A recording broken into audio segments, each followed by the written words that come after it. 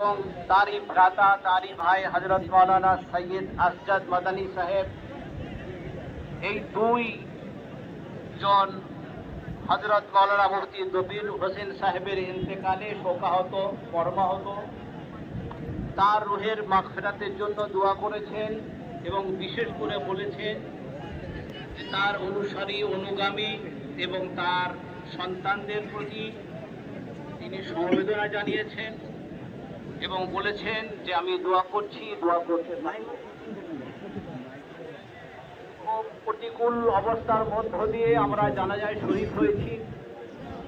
আমি কলকাতায় ছিলাম, কয়েকদিন সফর করছিল সারা পশ্চিমবাংলার বিভিন্ন জেলায় এবং হযরত মাওলানা সৈয়দ আসজাদ মাদানী সাহেবের প্রোগ্রাম কটা জেলায় সেরে গতকালকেই সরাসরি মুফতি দবির হোসেন সাহেব রহমতুল্লাহ আলাইকে দেখার উদ্দেশ্যে আমি বর্ধমান হসপিটালে, বর্ধমান নার্সিং হোমে যেখানে উনি অ্যাডমিট ছিলেন, সেখানে রাত্রি 10টায় পৌঁছে হজরতের কাছ পর্যন্ত পৌঁছালাম, কিন্তু হজরতের হুঁশ ছিল না।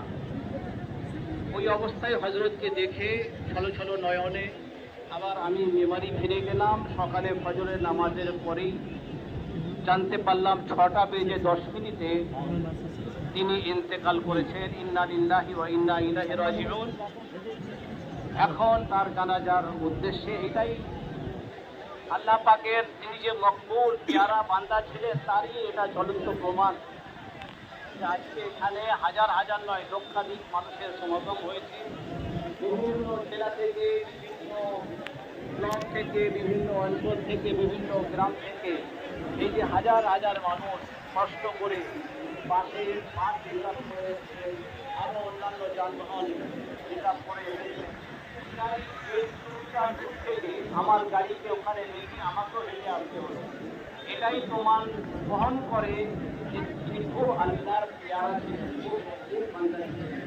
যাই হোক, আমি আর আমার বক্তব্যকে নির্ধারিত করব না। বড় বড় আলেম ওলামা আকাবিরিন মাশায়েখিন এখানে এসেছেন। আমরা জানাজা নামাজ এখনই শুরু করা হবে ইনশাআল্লাহ। আপনারা যে যেখানে আছেন, বিশেষ করে যারা ইমামের আগে আছে দাঁড়িয়ে, ভাই আপনারা যদি নামাজে শরীক হতে চান একটু কষ্ট করে আপনারা পিছনের সাইডে চলে যান। যারা ইমামের সামনে দাঁড়িয়ে আছেন তাদের নামাজ তো হবে না, তো সেই জন্য নামাজে শরীক হতে চান তাহলে পূর্ব দিকে যে কোনোভাবে হোক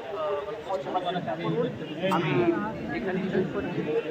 ওয়াখিরু দাওয়ানা আলহামদুলিল্লাহি রাব্বিল আলামিন।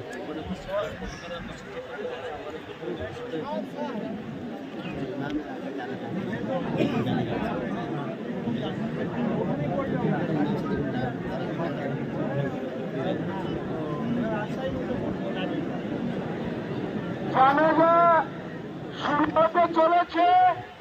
দয়া করে এখনো যারা শরীক হতে চান দক্ষিণ পূর্বে